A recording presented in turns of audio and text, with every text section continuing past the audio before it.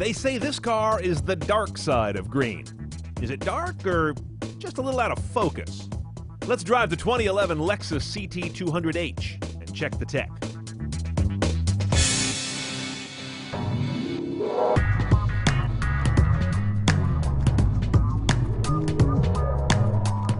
You can't spend less and buy a new Lexus, and you can't spend less to feed one either.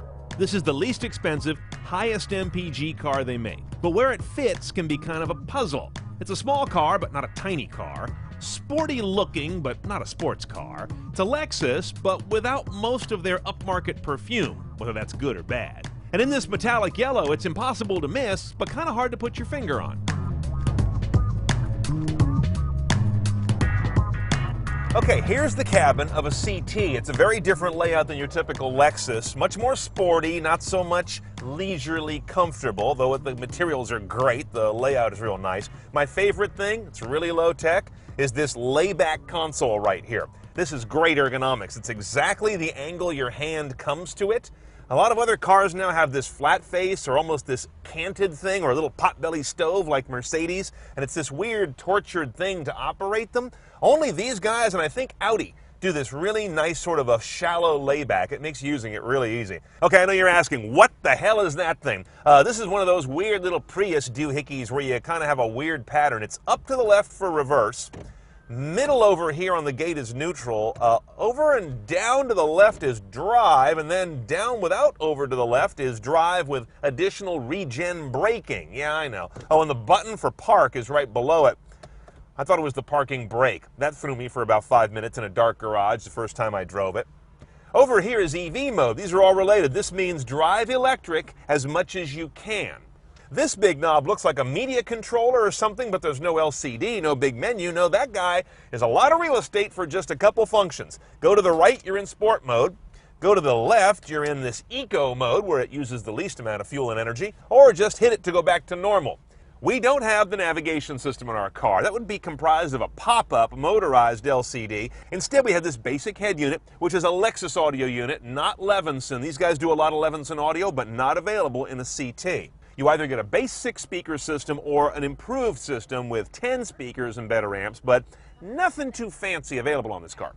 Sources are AM and FM without HD radio, your satellite radio's right there. CD and aux takes you either to your multi-disc changer up here, it's a slot feed one at a time, or Bluetooth audio streaming. I've also got my USB and aux jack right here. Right now I've got my iPod hooked up with a stock white cable. No special cable needed like on Hyundai and Kia. And you can see it does what it can with a small display. Not a lot going on there. Now, speaking of screens, we have a rear view camera, but no LCD. Let's move the putter over here, and you see it pops up on the left side of the mirror. Not totally uncommon. This one's really bright and very sharp, I think, compared to others I've seen. Speaking of Presto Changeo, a little bit of that happens on the dash, not just with the rear view cam. Back to our drive mode knob. If I go to sport, look what happens on the left here. The left gauge goes from being a draw or recharge gauge, instead goes to being an RPM meter, they call that a tachometer, I guess, and it changes a bunch of lighting to red because you're in sport mode. Hit normal again and it goes back to being the other deal. And you see we have a bunch of EV indicators here. The one on the far left tells me right now the car's prepared to run stealthy and silent, electric only. The other one on the top says I'm in EV mode, which tells the car to do that EV thing as often as it can. Gets a little busy up there. Now, as part of the premium audio package, which we have, the better speakers and amps, we also get an interesting sort of a non-related mix of the glass roof overhead with the power pullback shade, and we also get heated seats up front. Now, the CT has kind of a little people mover look, but it's not a terribly spacious cargo hauler. Back here under your little hatch, and notice how low this guy is, quite a low profile car. You've got your lift up on top of the flat load floor, but again, it's a fairly small cargo space. This lifts up, I can toss that. Here's a little organizer, a little foam thing, pull that out.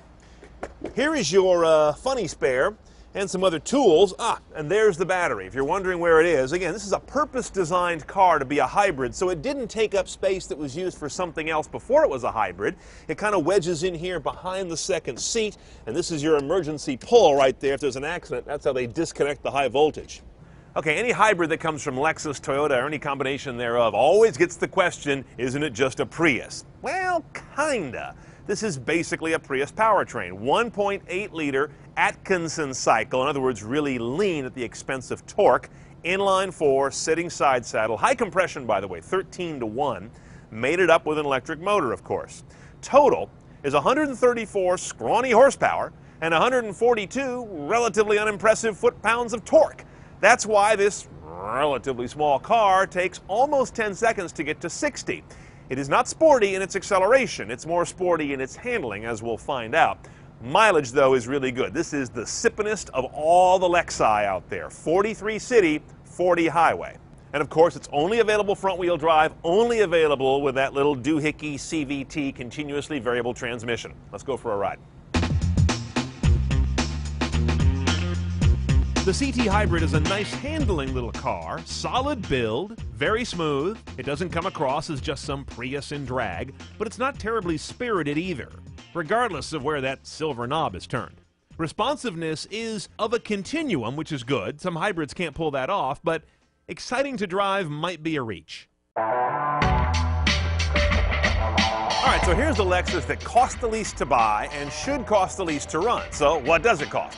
30 grand is your base, $29,995 with destination. Now on top of that, to go CNET style, you gotta add the premium package. That gives you the CD changer, more and better speakers, better amps, the home link remote, glass moonroof, and heated seats. Then there's the nav package for $24,445. Retractable LCD, hard drive GPS nav, traffic and weather, some enhanced Bluetooth, and of course then the rear view camera shows up on the big LCD. Your last option for $1,500 is a pre-collision system which will tighten up your seat belts and pre-position the brakes for a panic stop that it sees coming that you might not.